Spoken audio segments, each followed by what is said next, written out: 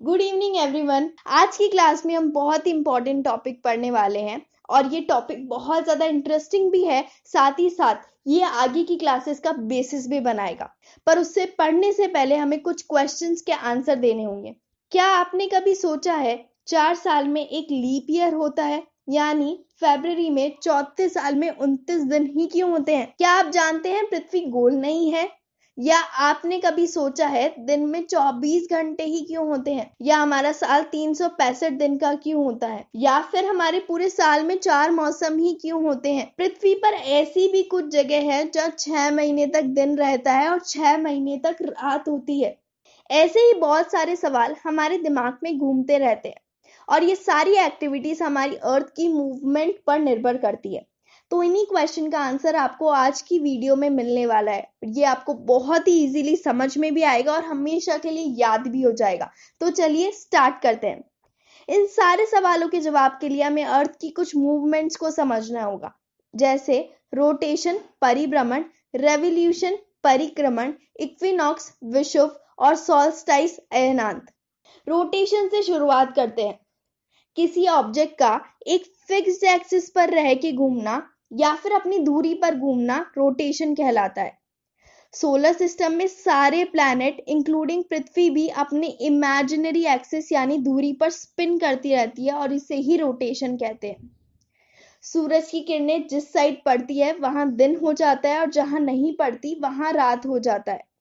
इसको ऐसे समझो, हम सब ने बचपन में लट्टू चलाया होगा जो अपनी धुरी यानी एक्सिस पर घूमता है। अगर हम उस लट्टू पर निशान लगा दे और वो निशान वापस से घूमकर अपनी जगह आ जाए, उसे ही रोटेशन कहा जाएगा। वही पृथ्वी भी करती है, पर पृथ्वी को एक चक्कर लगाने में 24 घंटे का समय लगता है। अब हम ये जानते हैं कि हमारी पृथ्वी भी एक एक्सिस पर घूमती है, जिसे साउथ पोल और नॉर्थ पोल के नाम से जानते हैं। अब आपको नॉर्थ पोल पे थोड़ा सा फर्क दिख रहा होगा, राइट? Yes, exactly. पृथ्वी 90 डिग्री के एक्सिस पर नहीं घूमती, बल्कि थोड़ी सी बेंडेड होती है, झुकी हुई होती है। एग्जैक्टली बोले तो 23.5 डिग्री झुकी हुई होती है, जिसे एक्सियल बेंडिंग यानी अक्षीय झुकाव के नाम से भी जानते हैं। अब हमने ये तो जान लिया कि दिन में 24 घंटे ही क्यों होते हैं। अब पृथ्वी के शेप यानी आकार के पीछे का कारण क्या है वो भी जानते हैं।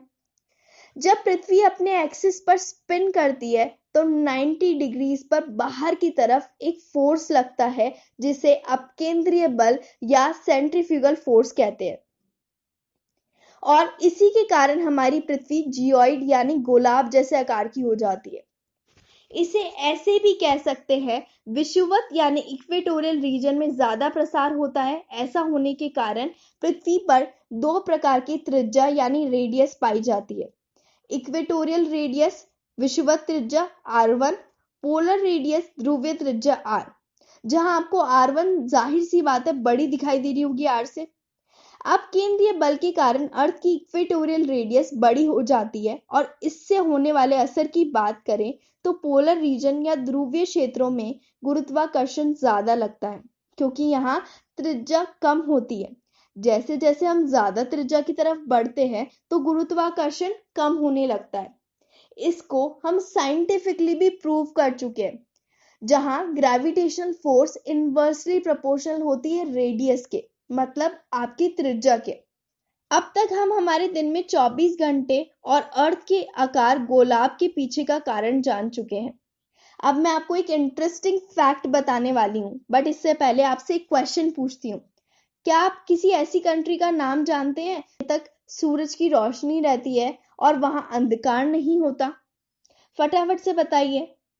बिल्कुल, नॉर्वे, अलास्का, फिनलैंड, ऐसी बहुत सारी कंट्रीज हैं। पोलर या ध्रुवीय क्षेत्रों पर 6 महीने तक हमेशा सूरज का उजाला रहता है और 6 महीने तक रात ही रहती है। इसके पीछे का रीजन है पृथ्वी का अक्षीय झुकाव, जो हमने पहले पढ़ा था, मतलब 23.5 डिग्री बेंडिंग और परिक्रमण रेवोल्यूशन जिम्मेदार है, जिसे हम अब आगे पढ़ने वाले हैं।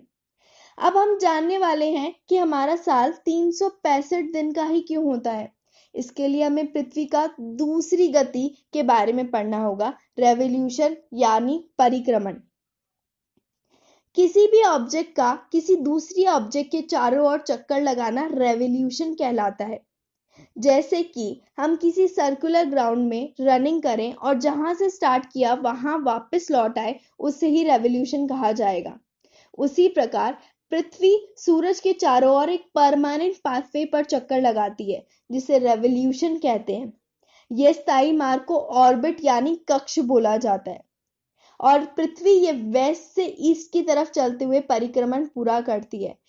इसलिए सन ईस्ट से राइज होता है और वेस्ट पे सेट होता है, ऐसा प्रतीत होता है। पृथ्वी का यह स्थायी मार्ग यानी ऑर्बिट ओव्यूलर यानी दीर्घवृत्ताकार होता है और इस एक राउंड को कंप्लीट करने में या परिक्रमण करने में पृथ्वी को 365 दिन और 6 घंटे का समय लगता है।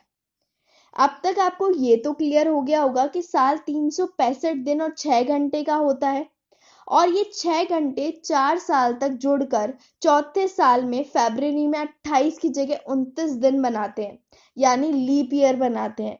6 घंटे को अगर मैं 4 से मल्टीप्लाई करूं तो 24 घंटे हो गए ना। और ये ओव्यूलर पाथवे एक्लिप्टिक पाथवे होने के कारण कभी कभी पृथ्वी और सन के बीच की डिस्टेंस सेम नहीं रहती, कभी ज्यादा होती है तो कभी कम होती है। अगर एवरेज सूर्य और पृथ्वी के बीच की डिस्टेंस की बात करूं तो 150 मिलियन किलोमीटर होती है। एक और बात जो हमें पता होनी चाहिए कि ये कंटिन्यूस पृथ्वी और सूर्य के बीच डिस्टेंस बदलने के कारण और अक्षीय झुकाव होने के कारण नॉर्दर्न हेमिस्फीयर यानी उत्तरी गोलार्ध में ज्यादा अनुकूल परिस्थिति का विकास होता है। चलो अब पढ़ते हैं हमारे अर्थ पर 4 सीजन यानी मौसम में बदलाव क्यों होते हैं। जब सूर्य के चारों ओर अर्थ रिवॉल्व करती है तो ओव्यूलर कक्ष होने के कारण अर्थ और सन के बीच में डिस्टेंस चेंज होता रहता है, जिसके कारण सीजन्स होते हैं, जैसे विंटर, स्प्रिंग, समर, ऑटम। ये सब जानते हैं कि गर्मी मतलब दिन बड़े होना, ज्यादा रोशनी होना और ठंड मतलब रातें बड़ी होना और रोशनी में कमी होना। तो ये कहीं ना कहीं सूर्य से रिलेटेड है। अब इसको डिटेल में समझने के लिए हमें रेवोल्यूशन और डिस्टेंस के प्रभाव को जानना होगा। तो इससे पहले कुछ टर्म्स देखते हैं जो हमें इसे समझने में मदद करेंगे।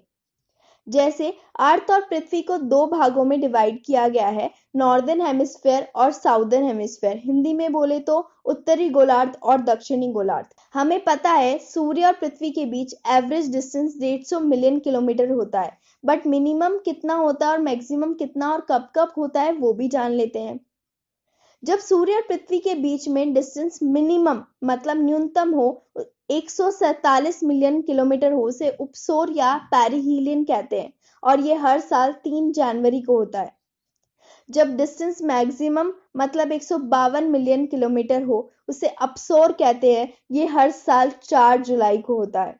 इस मिलियन किलोमीटर के डिस्टेंस को एस्ट्रोनॉमिकल यूनिट में भी माप सकते हैं। इसे एस्ट्रोनॉमिकल यूनिट यानी खगोलीय इकाई बोलते हैं। लगभग एक एस्ट्रोनॉमिकल यूनिट 150 मिलियन किलोमीटर के बराबर होती है। 3 जनवरी के आसपास उत्तरी गोलार्ध में शीत ऋतु और दक्षिणी गोलार्ध में ग्रीष्म ऋतु यानी गर्मी का मौसम होता है, क्योंकि साउदर्न हेमिस्फीयर पर डायरेक्ट सनलाइट पड़ती है और इसी में पृथ्वी भी अपनी उपसौर अवस्था यानी पेरिहीलियन में होता है।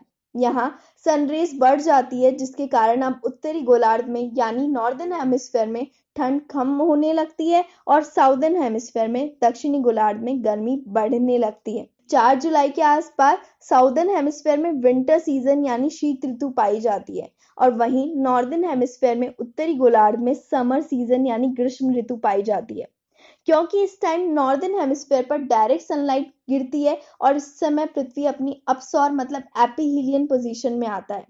इसी कारण सूर्य की विकिरणों में तीव्रता में कमी आने लगती है और जिसके कारण नॉर्दर्न हेमिस्फीयर में गर्मी कम होने लगती है और साउदर्न हेमिस्फीयर मतलब दक्षिणी गोलार्ध में ठंड कम होने लगती है।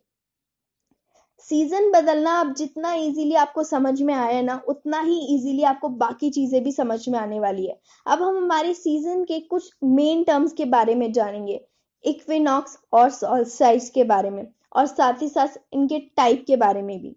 पहले मैंने आपको बताया कि अर्थ के ऊपर एक इक्वेटोरियल यानी विषुवत रेखा होती है जो अर्थ को 2 पार्ट्स में डिवाइड करती है। जब सूर्य की किरणें 90 डिग्रीज के एंगल पर इक्वेटोर यानी विषुवत रेखा पर गिरती है तो इसे इक्विनॉक्स यानी विषुव कहा जाता है। 21 मार्च को वसंत विषुव और 28 सितंबर को शरद विषुव बनाया जाता है। इन दोनों दिन पृथ्वी पर 12 घंटे दिन और 12 घंटे रात होती है। चलिए अब अर्थ के डिवीजन के बारे में बात करते हैं, जिससे नेक्स्ट टर्म समझने में आसानी होगी। कैंसर यानी कर्क रेखा उत्तरी गोलार्ध यानी नॉर्दर्न हेमिस्फीयर में पाई जाती है। वहीं मकर यानी कैप्रिकॉर्न रेखा साउदर्न हेमिस्फीयर पर मिलती है। यह हमें नेक्स्ट और आखिरी टर्म को पढ़ने में सहायता देगा। जब सूर्य की किरणें कर्क या मकर रेखा पर परपेंडिकुलर गिरती है तो उसे सॉल्स्टिस यानी अयनांत कहते हैं। यह अलग अलग दिन होता है और जब 21 जून को सूर्य कर्क रेखा के परपेंडिकुलर गिरता है तो उसे समर सॉल्स्टिस यानी ग्रीष्म अयनांत कहते हैं। इस दिन उत्तरी गोलार्ध का सबसे बड़ा दिन और साउदर्न हेमिस्फीयर का सबसे बड़ी रात होती है। जब 22 दिसंबर को सनरेज 90 डिग्री के एंगल पर मकर यानी कैप्रिकॉर्न पर गिरती है, जिसे विंटर सॉल्स्टिस यानी शीत अयनांत कहते हैं। और इस दिन साउदर्न हेमिस्फीयर का सबसे लंबा दिन और नॉर्दर्न हेमिस्फीयर की सबसे लंबी रात होती है।